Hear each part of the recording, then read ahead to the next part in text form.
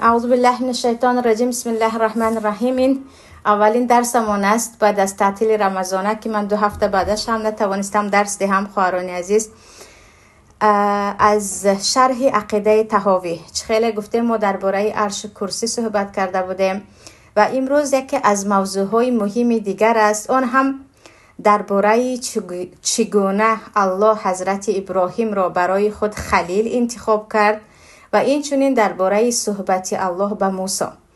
اینجا امام طحاوی میگویند و نقول ان الله اتخذ ابراهیم خلیلا و کلم موسی تکلیما ایمانا و تصدیقا و تسلیما. و ما میگوییم و اعتراف داریم که الله ابراهیم را، یعنی حضرت ابراهیم را برای خود خلیل گرفت و با موسی صحبت کرد و به این ایمان داریم و تصدیق میکنیم و ما تسلیم هستیم. اینجا همین موضوع را آوردنشان خواهران عزیز، پیشتر هم گفته بودیم که هر یک عالمی که کتابش را میخوانیم حتما باید به عصرش نگاه کنیم که در کدام از کتاب را نوشته است، چون زیاد از جمله های همان عالم به همان عصرش برمیگردد. و اینجا هم چون در زمان امام طحاوی این فکرها پیدا شده بود، از جمله فکر جهمی ها یا شاگردان جعد ابن درهم که میگفتند خلیل گرفتن الله ابراهیم را امکان ندارد، معنای خلیل را دیگر کنید. برای چی؟ معنای خلیل محبتی با الله هست، محبتی یعنی کمال محبت، از حد یک نفر را دوست داشتن به تاجیکی ترجمه کنید. این را میگویند نه، الله جنس الله دیگر هست، جنس ابراهیم دیگر هست. اصلا نمیتواند بین معبود و بین یعنی بنده و بین خدا محبت باشد، محبتی که الله دوست دارد. این چیز به عقل نمیگنجد. بعضیشون میگن برای محبت دل لازم است، چون محبت جایش دل است و الله دل ندارد و کلمه محبت و اینها رو به الله نسبت ندهید. همین گونه فکرها بود. برای همین جمله را امام طحاوی آوردن که نه، چگونه که الله در قرآن میگوید و اتخذ الله ابراهیم خلیلا و الله ابراهیم را برای خود خلیل گرفت، ما به این ایمان داریم. ما اصلا نه الله یگان کس را این گونه دوست داشتن یعنی محبت برای الله ناممکن است نمیگوییم، چون الله در قرآن خبر میدهد. و ما گفته بودیم خواهران عزیز که صفت هایی که به الله تعلق دارد و عقل آن را کفت و کاو نمی کند، ما به آن ایمان داریم، قبولش داریم، تسلیم می شویم. چگونگیش دیگر حوالش به الله هست و عقل ما نمی رسد و همین را می آورند. و کلم الله موسی تکلیما و درباره با موسی الله صحبت کردن هم میگویند برای صحبت کردن دندان و زبان لازم، صدا و از پروردگار چه خیلی صدا می آید. آنجا صدای الله نبود، الله به فرشته گفت و فرشته وحی کرد و فرشته با موسی صحبت کرد. همین گونه سخن الله رو هم یعنی کلام الله رو هم چی میکنن؟ این کار میکنن که اولین کسی که درباره همین دو صفت رو نسب کردن یا همین دو صفت رو تعویل داده بود که نه خلیل رو یعنی محبت کامل رو نه سخن کردن رو به الله نسبت نباید دهیم وگرنه الله رو به یگان چیز مانند میکنیم. این جعد ابن درهم بود که دربارش گفته بودیم در درس‌های اول که این خودش از تابعین بود. سبحان الله، یعنی صحابه ها را دیدگی یک انسان است که این رو بعداً خالد ابن عبدالله که خلیفه همان زمان بود گردن میزند به خاطر اینکه الله میگوید تو آیت ها را انکار کرده ایستاده‌ای. و اساساً عقیده مثلا جهمی ها یا نفرانی که بعداً پیدا شدن معتزلی ها و این هاست، استادشان همین جعد ابن درهم است که همین فکرها رو برآورده بود که نچخل میتوانه بگویی که الله به حد محبت سخت نسبت ابراهیم دارد، در حالی که محبت بین انسان به انسان میشود، به الله این چیز ربط ندارد. اما چه خیلی گفتیم الله در قرآن خبر میدهد که و اتخذ الله ابراهیم خلیلا، الله ابراهیم را به خود خلیل گرفت و ما به این باید ایمان داریم و قبول داشته باشیم. و خواهران عزیز، در این باره حدیث صحیح هست از پیامبر صلی الله علیه و سلم که پیامبر میگویند لو كنت متخذا من اهل الارض خلیلا لاتخذت ابا بکر خلیلا. اگر من کسی را یعنی با محبت کامل خلیل، خیلی گفتم محبت از حد زیاد است، از حد دوست داشتنی فوق دوست داشتنی هست، می گرفتم برای خود ابوبکر رو خلیل میگرفتم، ولکن صاحبکم خلیل الله، ولیکن من یعنی دوست شما خلیل الله هست. پس خلیل بودن این یعنی چگونه که پروردگار حضرت ابراهیم رو برای خود خلیل گرفته بود، پیامبر صلی الله علیه و سلم رو هم برای خود خلیل گرفته است که در این باره حدیث است. و درباره حضرت ابراهیم خواهران عزیز حتما توصیه میکنم که قصهشان را بخوانید و سبحان الله درباره چرا ابراهیم به همین درجه رسیدن. یعنی از بین پیامبران ابراهیم نفری هستند که الله کعبه را، آنی که قبله من و شما هست، به ابراهیم محض گفت که تو آن را چکار کن، با همراهی پسرت بساز. و احیدنا الی ابراهیم و اسماعیل ان طهرا بیتی للطائفین و العاکفین و رکع السجود در سوره بقره می آید. یعنی حضرت ابراهیم را پروردگار اینقدر یعنی برگزید و دوست داشت که عملهایی که حضرت ابراهیم رو کردند در دیگرها دیده نمی شود. شاید یکی از سببهای این که ابراهیم خلیل الله هستند این است که ابراهیم میدانیم که در پیران سال صاحب فرزند می شوند. آره، بعد از 80 سالگی، بعد از پیری، صاحب اسماعیل و صاحب اسحاق می شوند. بعد از دعای زیاده که به الله میکنند که مرا تنها نگذار، پروردگار برایشون اسماعیل میدهد. اما امتحان الله رو ببینید که بعد از این همه سال بی فرزندی وقتی صاحب فرزند میشوند، الله میگوید آن را قربانی کن برای من، اینی ارا فی المنام انی اذبحک. و در خوابشان الله وحی میکند که تو باید همین اسماعیل که بعد از این همه سال برایت دادم برای من گردن بزنی. یعنی یک بار همچون مادر خواهران عزیز تصور کنید، یعنی فرزنده که تو اینقدر انتظارش بودی، بعدن وی فلما بلغ معه سعی در قرآن آمدگی است، وقتی که وی به ویه رسید یاردمچی پدر شد. یعنی کودک یک روزه دو روزه نیست، وی الکی گفتیم کودک کلان در بعض روایت ها الکی وقتی زنگیریش رسید در بعض روایت ها 13-14 ساله شد. الله میگوید گردن بزن. و ابراهیم به یگان تردید، به یگان کلمه که چرا پسرم رو، به یگان تردید میگویند من آن چیزی که تو گفتی میکنم. و به اسماعیل اومده میگویند پسرم به من وحی شد که تو باید تو را قربانی کنم. اسماعیل هم راضی میشوند. یعنی یک فرزند خود را گردن زدن برای الله این چیزی هست که یعنی تقریبا از قدرت انسانیت بالا میسته. یعنی انسانی عادی این کار را اصلا کرده نمیتوانند. ما یعنی به خاطر الله فرزندمان رو به 2 ساعت و 3 ساعت کار الله انجام ده گفتن بعضی ما رحم میکنیم. مثلا یک نفر گفت که تمام شب فرزندی تو خواب نکرده، مثلا یگان کاری که به خاطر الله هست انجام دهد. کم است مادرایی که میگن تمام شب خواب نکنه از به خاطر الله این رو انجام ده، یا پدرها. اما اینجا ابراهیم چی میگویند؟ من انجام میدهم و به گفته الله سرخم میکنن. و اونجا هم الله چی میگه؟ این امتحان بود، به جای اسماعیل تو گوسفند را که من به تو میفرستم قربانی کن. یعنی شاید یکی از سبب ها این باشد که بعد از این پیران سالی که فرزندی که به دستت اومد، وقتی الله امر میکنه تو میگوی من فرزندی خود را حتی چی میکنم؟ گردن میزنم. که این را نه همه انسان به این راضی میشود.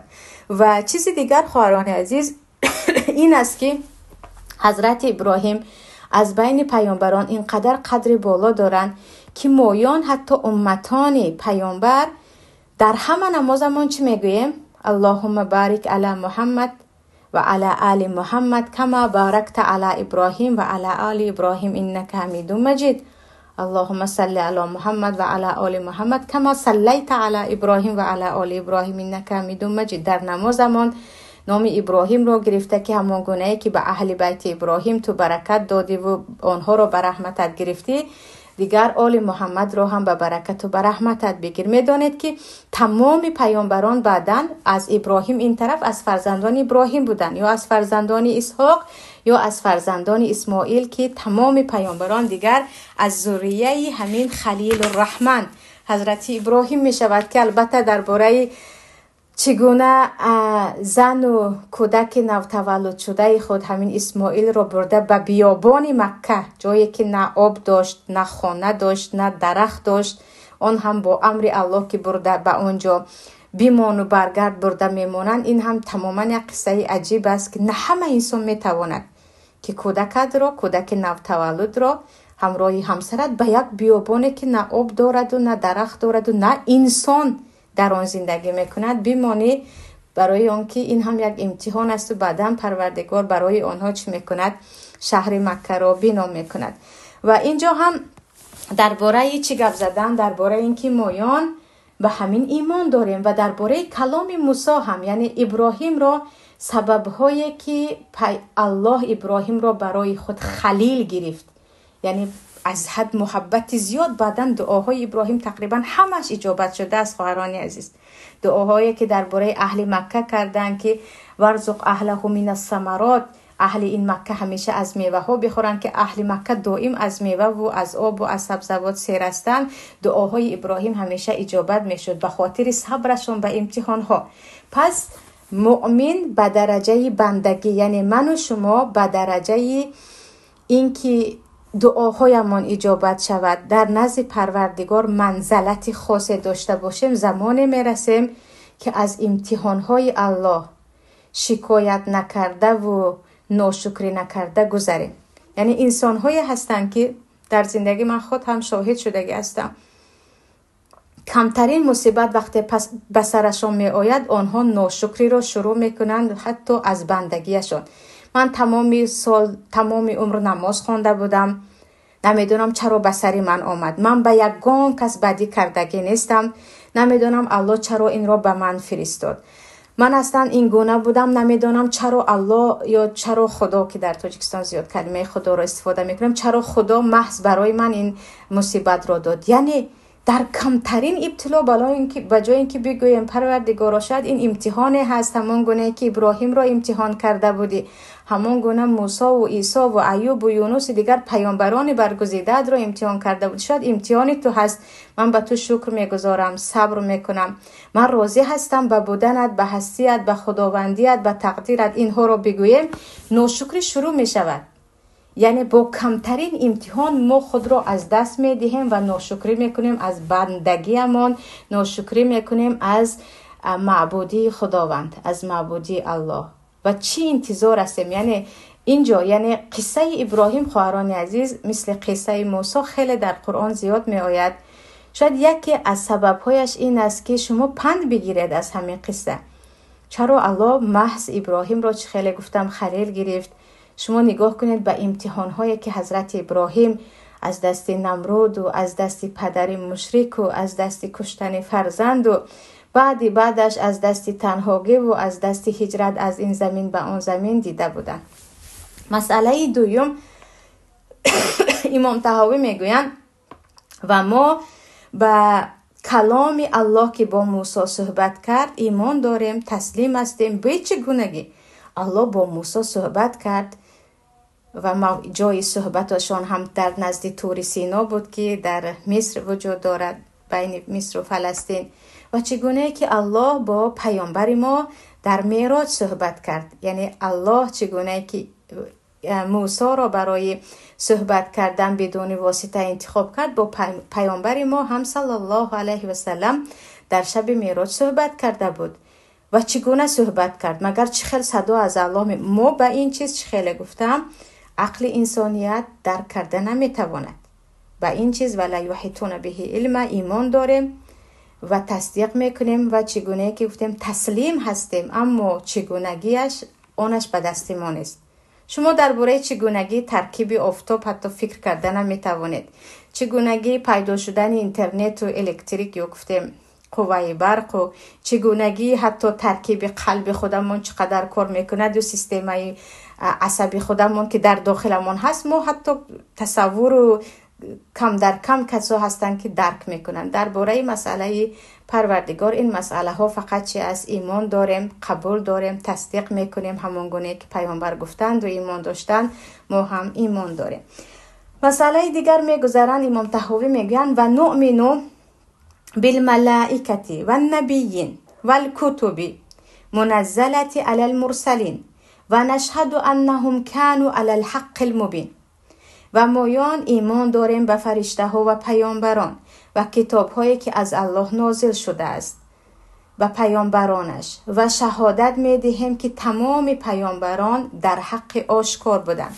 اینجا شروع میکنند با کلمه ملائکه. خواهران عزیز، یکی از مخلوقات الله که در قرآن خیلی زیاد ذکر شده است این فرشته ها هستند. فرشته ها هستند و ایمان به فرشته ها یکی از اصول ایمان است. هر کسی که میگوید من شهادت میدهم به اینکه الله یگانه هست و من شهادت میدهم به اینکه محمد پیامبر هستند، اما من به همون فرشته ها باور ندارم که همین خیلی مخلوقات است و کافر است به اتفاق علما. برای اونکه از اصول ایمانی 6 گانه یا بعضی علما میگن 7 گانه که جنت و دوزخ رو هم داخل میکنن، این ایمان آوردن به فرشته ها هست. ایمان آوردن به فرشته ها و چه خیلی میدونید درباره فرشته ها از مخلوقات الله هستند که تقریبا تمامی خدمت زمین و آسمان را الله به آنها داده است. یعنی معنای این که فرشته ها در خدمت هستند این نیست که آنها نعوذ بالله خدمتگار من و شما هستند و من و شما کافر و مسلمان از آنها بلند هستیم. این فکر خیلی غلط است. نه، فرشته ها بنده های برگزیده الله هستند که برای آنها پروردگار وظیفه های مخصوصش را داده است. مثلا درباره فرشته که مسئولیتش کوه هست، کوه را میتواند چپگردان کند، کوه را میتواند نابود کند. فرشته که او مسئولیتش بارش باران است، یعنی از پی ابر هاست. فرشته که او مسئولیتش شمال است. یا فرشته هایی که در کتف ما هستند و از پی نوشتن اعمال ما هستند. یا فرشته که در رحم مادر با کودک می شود و درباره کودک می نویسد. یا فرشته که او مسئولیتش عذاب دادن اهل دوزخ است. فرشته هایی که مسئولیتشان مرحبا گفتن به جنت و خدمت اهل جنت است. فرشته هایی که مسئولیتشان گرفتن روح انسانیت هست. فرشته یعنی تمامی تقریبا کارهایی که هست این چی هست درباره فرشته ها هست. و پروردگار درباره فرشته ها خواهران عزیز خیلی گفتم زیاد صحبت میکند و پیامبر صلی الله علیه وسلم در شب معراج چی میگویند؟ در آنجا بیت المعمور، یعنی بعضی میگن قبله آسمانی بود که هر روز 70,000 فرشته به آن داخل میشد و از آن خارج نمیشد. باز 70,000 دیگر روز دیگر و همه یا در وقت سجده یا رکوع بودن و میگن حتی مقدار 4 انگشت در یکی از همین قبضهای وسیع 7 گانه آسمان پیدا نمی شود که یا یکی فرشته ها در آنجا در سجده باشند یا رکوع. یعنی اینقدر عدد فرشته ها زیاد است که من و شما حتی تصور کرده نمیتوانیم. و البته که مثل انسان ها فرشته های هم چی دارن؟ بینشان برتری دارن. چگونه که بین انسان ها پروردگار پیامبران را برگزیده است، به آنها مکان و منزلتی بالا داده است. بین فرشته ها هم فرشته هایی هستند که آنها درجه اشان از دیگر فرشته ها بالا است. اولینشان جبرائیل هستند، سفیر پروردگار، آنه که گفته الله را به زمین به پیامبرانش میرسانند. یا یعنی زنده کننده گفته روح آدمیت با وحی. یا فرشته میکائیل که مسئولیت باران را دارند و با بارش باران زمین های مرده زنده می گردد. یا فرشته اسرافیل که روز قیامت چکار میکند؟ با سور را دم کردن دیگر مرده ها زنده می شوند. یعنی فرشته ها هم بین خود برتری دارند و بالاترینشان این 4 نفر و باز فرشته های دیگر چه خیلی گفتیم مالکی دوزخ، خازن دوزخ مالک یا درباره رضوان هم آمدگی است. و درباره یک مسئله هست که خواهران عزیز زیاد همین سوال می شود، قدر فرشته ها بالا هست یا انسان ها؟ همین سوال بسیار می آید داره. در نزد پروردگار یا عموما آیا فرشته ها بهتر از انسانیت هستند یا انسان ها؟ و بهترین چیزی که در همین کتاب خوندم و آن رو هم به امام ابو حنیفه رحمت الله علیه نسبت میدهند، میگوین اصلا به تو چی فرق دارد؟ یعنی میگن همین سوال وقتی به ابو حنیفه رحمت الله علیه شده است که فرشته ها بهترن یا انسان ها توقف کرده بودن، جواب نداده بودن. یعنی اولا این رو بدونید که فرشته بالاتر است یا انسان بالاتر است. وقتی گفته به من و شما چی فایده دارد؟ یعنی بعضی سوال ها هست که مردم خیلی دربارش کنجکاوی میکنن در حالی که هیچ فایده به من و شما نیست. آره هیچ. یا خیلی پیشتر گفته بودیم اولین چیزی که الله آفریده است چی است؟ اولین چیزی که الله آفریده است چی است؟ تو دانستی اگر به ایمان تو کم و زیادی می آورد، عملهای تو دیگر می شود، در روز قیامت از تو از آن می پرسند. نسبت فرشته ها هم عیناً همین گونه. امام طحاوی ببخشید ابن ابوالعز هم در شرح همین طحاوی میگویند، از من میگویند زیاد علمایی که میگویند انسانی صالح، یعنی انسانی که عملهای صالح میکند و پیامبران قدرشان از فرشته ها بالا است گفتن، دلیل آنها را هم خواندم. باز دلیل زیادی نفران دیگری که گفتن نه فرشته ها از پیامبران هم از تمام انسان هم قدرشان بالا هست، دلیل های آنها را هم خواندم. و دو طرف میگویند دلیلشان اگرچه زیاده است، باز به همان فکر ابو حنیفه رحمت الله علیه هستم که این چیز مسئله توقیفی است. پیامبر از این سکوت کردن، در این باره گپ نزدن، برای اون که به ما اصلا فایده ندارد این مسئله رو کفت و کف کردن. بیاید ما هم از این چی کنیم؟ سکوت کنیم. چگونه که در حدیث صحیح آمدگی هست در بخاری مسلم، پیامبر صلی الله علیه و سلم میگن الله برای شما بعضی چیزها رو فرض کرد، آنها رو انجام دهید، ضایع نکنید. برای شما حد و حدود گذاشت، از آن حد و حدود الله نگذرید، قانونهای الله را بدانید. برای شما بعضی چیزها رو حرام کرد، آن حرام کرده های الله را نزدیکی نکنید، یعنی حرمت آن را نشکنید. و درباره بعضی چیزها سکوت کرد، آن هم به خاطر رحمت به شما، نه اینکه از روی فراموشی. پس نپرسید. یعنی این یک مسئله عقیدوی است که خواهران عزیز، چیزهایی که الله دربارش به شما نگفت، آن هم از جهت آن نیست که الله آن را یعنی نعوذ بالله فراموش کرد، که فراموشی برای الله عموما حرام است. از اینکه رحمت به شما که برای شما دانستن آن فایده ندارد یا برعکس بعضا ضرر دارد، پس نپرسید. عیناً همین را ابن ابوالعز هم میگن که برای شما درباره فرشته بالاتر است یا انسان بالاتر است، الله سکوت کردگی هست و در این باره پیامبر هم چیزی نگفتگی هستن. پس شما هم در این باره چیکار کنید؟ در این باره سکوت کنید. اما باز هم میگن نه، اگر انسان از فرشته بالا نمی بود، چرا الله گفت به انسان که یعنی به فرشته گفت که به آدم سجده کن؟ یعنی این رو میگن اگر، یعنی بعضیا میگن اگر آدم قدرش، یعنی خصوصا پیامبران گفتیم، از فرشته بالا نمی بود، چرا الله گفت و اذ قلنا للملائکه اسجدوا لآدم؟ ما به فرشته ها گفتیم که به آدم سجده کنید. لیکن عزیزان، الله به ما امر میکند که ما به طرف قبله نگاه کرده سجده کنیم. آره، به کعبه نگاه کرده سجده میکنیم. همه میدونند که قدر یک انسان از خانه کعبه بالاتر از قدر یک آدم مؤمن. یا اینکه مثلا به حضرت یعقوب پروردگار گفته بود که به یوسف سجده کند. یک دقیقه خواهر من میخواره او دلیت کنم، ببخشید. الله هدایت کند خواهر را. یا اینکه گفتیم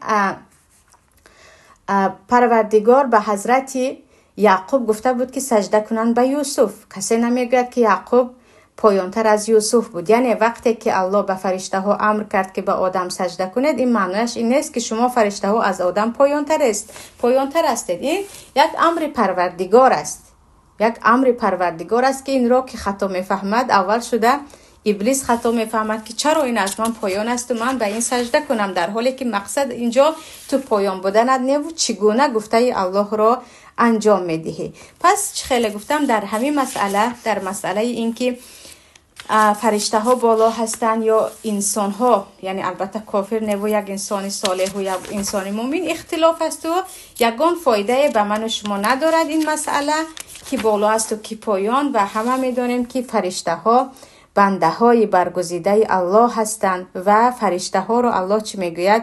اینها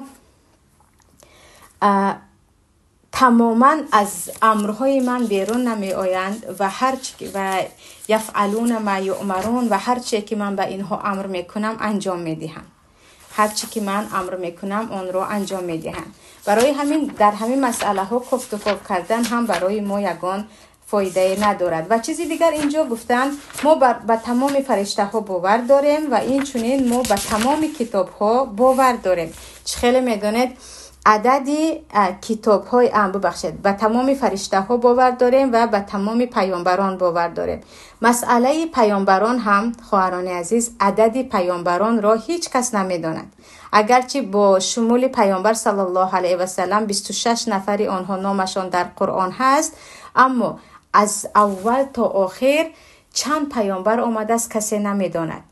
منهم من قصصنا علیک و منهم من لم نقصص علیک میگوید الله. بعضی آنها را ما به تو قصه کردیم، در بارهشان گفتیم، بعضی دیگرشان را نگفتیم. پس معنیش این است که حتی بعضی پیامبرانی هستند که حتی پیامبر هم در بارهشان نمیدونن. یعنی عددی پیامبران از اول تا آخر چند تا بود 100% کسی آن را نمیدوند. فقط از جایی که ما میدانیم اینجا اولو العزم هستند از پیامبرانی که آنها چی دارند، از بین پیامبران بالاتر هستند. آن هم پیامبر نوح و ابراهیم و موسی و عیسی و محمد صلی الله علیه و سلم که در سوره احزاب هم شروع هم الله میگوید و اذ اخذنا من النبیین میثاقهم و منک و من نوح و ابراهیم و موسی و عیسی ابن مریم. ما از اینها عهد و پیمان گرفته بودیم، از تو و از نوح و از ابراهیم و از موسی و از عیسی. و اینها را اولوالعزم میگویم برای اون که از همه زیاد عذاب کشیده و زیاد صبر کرده به اذیت مردم در راه دعوت این پیامبران هستند. یعنی به دیگر پیامبرها نگاه کرده مشقتی که در راه دعوت کشیدند و در راه هدایت مردم کشیدند، مشقت نوح و ابراهیم و موسی و عیسی و محمد صلی الله علیه و سلم زیاد بود. و خواهران عزیز عیب است برای یک مسلمان که حداقل همین 26 پیامبری که در قرآن هست قصهش را نداند.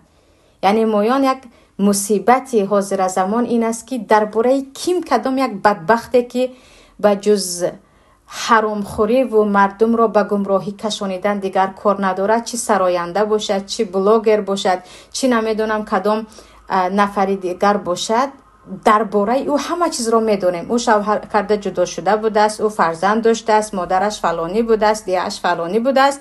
عادی ترین درباره پیامبران زنهای زیاد چیزی نمیدونن.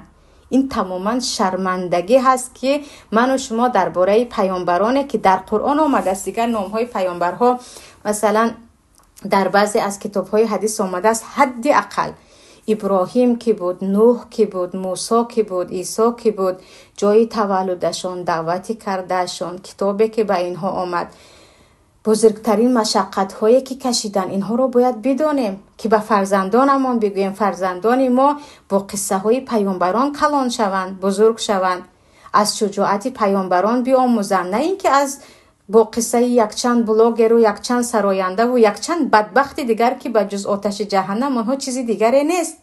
یک گوند فایده آن انسان برای جمعیت هم نآورده است. اگر به زندگیش نگاه کنید از اول تا آخر خلاف شریعت هست و ما درباره او گفتگو را هم دوست می‌داریم و درباره صحبت کند خیلی هوسمون هم می‌آید. اما مصیبت این است که درباره این که یک خواهر مسلمان محجبه که الحمدلله اینجا همه شما اهل دین هستید و خواهران حجابدار و طالب علمان هستید، درباره همین پیامبرا کوتاه باشد هم مختصر چیزی میدانی گویم. من درباره همش خواندگی هستم، میگفته ها کم هستند و کودکانی که تمام قصه پیامبران رو من از مادرم شنیدم میگویند تقریبا در حاضر زمان پیدا نمی شود. با اینکه ما با این چیزها چی هستیم کاردار نیستیم و این یک شرمندگی هست که یک مادر مسلمان درباره پیامبرانی که در قرآن آمده است نداند، درباره زنهایی که نامشان در قرآن است و زندگی آنها برای ما پند و حکمت است چیزی ندارد. و درباره پیامبران چه خیلی گفتیم، پیامبران به همدیگر برتری دارند و به آنها به بعضیشان کتاب نازل میشد و بعضیشان نه، و به کتاب‌های آسمانی هم ایمان داریم، تورات، زبور و انجیل و قرآن و باز دیگر صحیفه هایی که مثلا به حضرت ابراهیم اومده بود، به دیگر پیامبران بود، اگرچه بعضیش تغییر یافته باشد، هم به تمام اینها ما ایمان داریم. و درباره کتاب‌های آسمانی هم یکم باید معلومات هر یک زنی مسلمان، هر یک خواهر مسلمانی تاجیک داشته باشد، تا اینکه در این مسئله، یعنی این درجه علم شما را نفهماند، هم حداقل چگونه شما به دین رابطه‌تان قوی است، چگونه شما میخواهید درباره دینتان چیزی بیاموزید و شما چی میشود، یک دلیل میشود. و این چنین میگویند و نشهد انهم كانوا علی الحق المبین، و ما شهادت میدهیم که تمام پیامبران در راه حق بودند و آنها در راه حق آشکار. برای چی این رو میگویند؟ برای اینکه یهودها رو میدونید بعضی پیامبران رو قبول دارند، بعضیشان رو نه. و در مسئله پیامبران خواهران عزیز، با کمترین چیز انسان قدمش میلغزد. مثلا درباره اینکه چرا بعضی پیامبران زیاد زن گرفتن، چرا بعضی پیامبران در قصهشون این چیز هست، یعنی بعضی رو میبینید بر علا مسخره میکنن که چرا مثلا ابراهیم گرفتن به زنی حضرت هاجر رو، دخترک خیلی جوان رو، باز هم بردند پرتافتند به بیابان. یعنی یک تانه به پیامبران زده می شود که انسان با همین مسخره کردنش، با همین گونه کنجکاوی های بیزیب از دین خارج می شود. برای همین که به همین گونه بعضی فکرهای خطا نرویم، حتما باید درباره زندگی نامه‌شان، علاوه خصوص که در قرآن تقریبا حکایه همشان هست، یک معلومات داشته باشه. بعد از این خواهران عزیز شروع می شود یک مسئله مهم دیگر که درباره تلاش و دیگر منازعه و با هم دیگر به گفته روزها سپار نکردن درباره چیزهایی که ما نمیدانیم و این چنین اهل قبله را کافر نگفتن. الله نصیب کرده باشد هفته دیگر در درس عقیده همراهتان میگذاریم. و حالا سوال ها اولا درباره درس، بعدا میتوانید درباره بیرون از درس هم سوال دهید.